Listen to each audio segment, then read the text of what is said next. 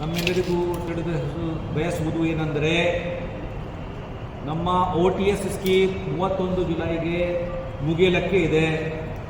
1ನೇ ಆಗಸ್ಟಿಂದ ನಾಗರಿಕರಿಗೆ ತೊಂದರೆ ಉಂಟಾಗಬಾರ್ದು. ಹೀಗಾಗಿ ಯಾರ್ಯಾರು ಟ್ಯಾಕ್ಸ್ ಪೇಮೆಂಟ್ ಮಾಡಿಲ್ಲ ಅವ್ರು ಟ್ಯಾಕ್ಸ್ ಪೇಮೆಂಟ್ ಮಾಡಬೇಕು.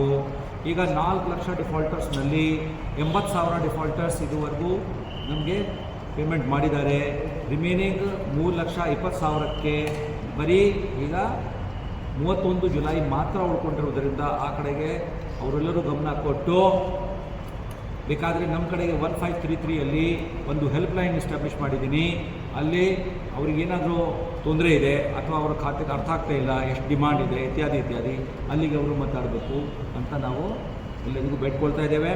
ನಮ್ಮ DCM ಸಾಹೇಬರು ಈಗಾಗಲೇ ಎಲ್ಲ ನಾಗರಿಕರಿಗೆ ಉದ್ದೇಶಿಸಿ ವಿಡಿಯೋ ಕ್ಲಿಪ್ಪಿಂಗ್ ಕೂಡ ನಾವು ರಿಲೀಸ್ ಮಾಡಿದ್ದೇವೆ. ಯಾಕೆಂದರೆ 1ನೇ ಆಗಸ್ಟ್ ಆದ ನಂತರ ನಾವು ಭಾಳ ಇದನ್ನು ಯುದ್ಧೋಪಾದಿಯಲ್ಲಿ ಅದು ವಸೂಲಿ ಮಾಡಲಿಕ್ಕೆ ಕ್ರಮ ಕೈಗೊಳ್ಳಬೇಕಾಗಿರುತ್ತೆ. 31 ಜುಲೈವರೆಗೂ ನಾವು ಕಾಲಾವಕಾಶ ಕೊಟ್ಟಿದ್ದೇವೆ. ದಯವಿಟ್ಟು ಅದನ್ನು ಸದವಕಾಶವನ್ನು ಬಳಸಿಬಿಟ್ಟು ಜನರು ಮಾಡಬೇಕು. ಓಕೆ, ಕೆಲವೊಂದು ಸಮಸ್ಯೆಗಳಲ್ಲಿ ಪ್ರಮುಖವಾಗಿ ಯಾವುದು ಅಂತಂದರೆ ಈ ಕೋವಿಡ್ ಟೈಮಲ್ಲೆಲ್ಲ ಪ್ಲೇ ಹೋಮು, ಕೆಲವೊಂದು ವಾಣಿಜ್ಯ ಸಂಕೀರ್ಣಗಳು ಅವು ಕೂಡ ಓಪನ್ ಇರಲಿಲ್ಲ, ಕ್ಲೋಸ್ ಮಾಡಿದ್ವಿ ಅಂತಾರೆ.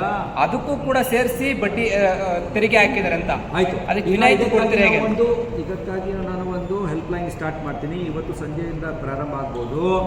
ಈಗ ಏನೇನು ಸಮಸ್ಯೆ ಇದೆ ಅದು ಕೇಳ್ಕೊಳ್ಳಿ.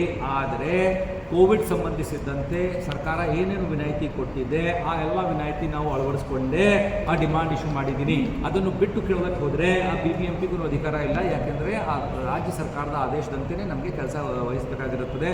ಹೀಗಾಗಿ ನಮಗೆ ರಿಲ್ಯಾಕ್ಸೇಷನ್ ಮಾಡಲಿಕ್ಕೆ ನಮ್ಮ ಕೈಯಲ್ಲಿ ಇಲ್ಲ. ಸೊ ಇದನ್ನು ಕಂದಾಯಕ್ಕೆ ಸಂಬಂಧಪಟ್ಟ ವಿಚಾರ. ಎರಡನೇದಾಗಿ